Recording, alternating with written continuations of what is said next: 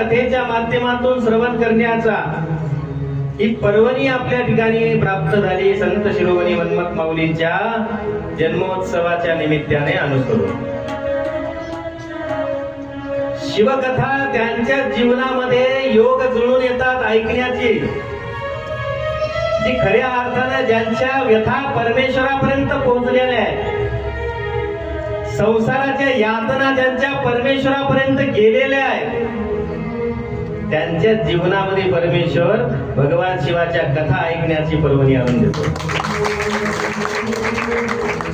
आणि भाग्यवान तुम्ही आमच्या रुपालीताई सारख्या सात्विक आचरणशील व्यक्तीच्या मुखातून तुम्हाला कथा ऐकायला मिळते. खरं पाहिलं या परिवाराला खूप खूप धन्यवाद आणि कौतुकास पात्र आहे परिवार.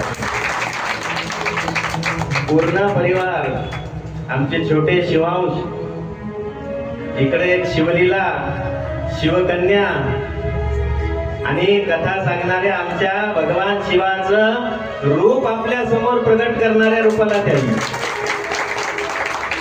योग कसा जुळून आला.